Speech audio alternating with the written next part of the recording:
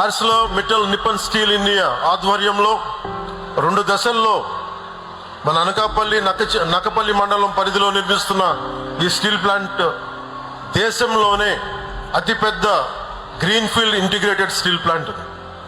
8.2 million టన్నుల steel ఉత్పత్తి సామర్థ్యంతో ఇందాక చెప్పినట్టు 1,00,000 మంది ప్రత్యక్షంగా పరోక్షంగా ఉద్యోగ ఉపాధి అవకాశాలు కల్పించనుంది.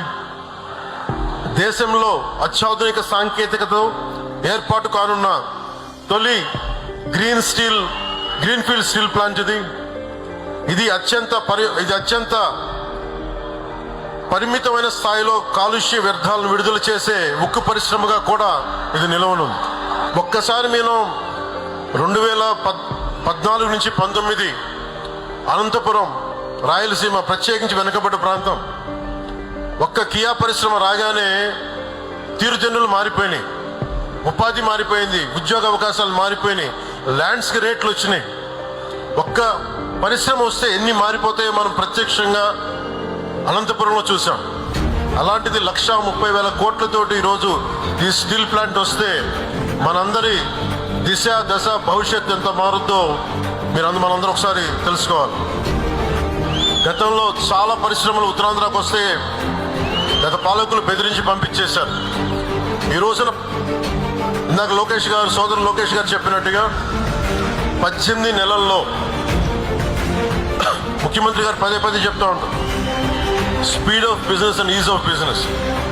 పరిశ్రమలకి మనకి లైసెన్సులు కావాలన్నా, ల్యాండ్ సేకరించాలన్నా speed of business, ease of business కి చాలా నిలువెత్తు నిదర్శనం ఇది.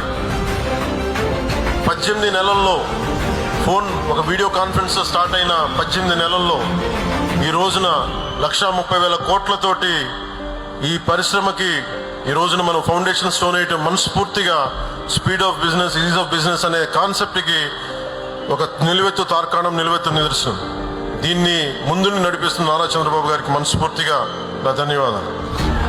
వచ్చిన పెట్టుబడులు వెళ్ళిపోయాయి, ఇప్పుడు పెట్టుబడులు వెతుక్కొని వస్తున్నాయి. ఇందాక సోదరి అనిత గారు చెప్పినట్టుగా